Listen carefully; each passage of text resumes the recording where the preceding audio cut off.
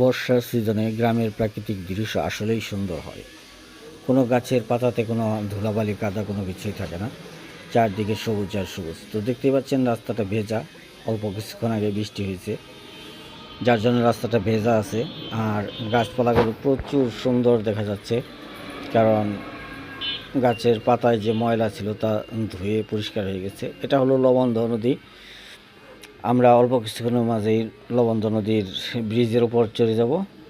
তার আগে বলিনি, এইখানে একটা ছোট্ট একটা জলকুটিরের মতো হয়েছে। এখানে আপনারা ইচ্ছা করলে আত্মীয় স্বজন ফ্যামিলি নিয়ে ঘুরতে আসতে পারেন।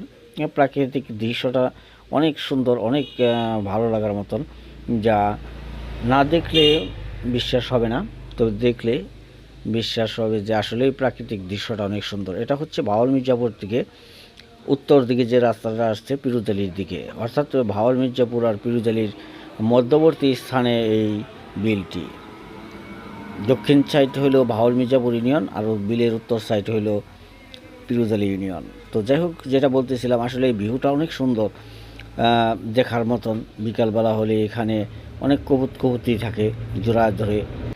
বিকাল হলে ঘনিয়ে আসে, এখানে গড়ে ওঠে নতুন একটা নগরী, যা দেখলে মনে হবে যেন এমন একটা সুন্দর জায়গাতে এসেছি যা ভোলার মতো না। তো আপনারা যারা না দেখেছেন তারা ইচ্ছে করলে এসে দেখে যেতে পারেন। তো সবার প্রতি দাওয়াত রইল, সবার কাছে আমাদের গাজীপুরের এই ভিউটা দেখার জন্য। তো কমেন্ট করে জানাবেন কে কোথা থেকে দেখছেন। সবাই ভালো থাকবেন, সুন্দর থাকবেন, সুস্থ থাকবেন, এই শুভকামনায়। আল্লাহ হাফেজ।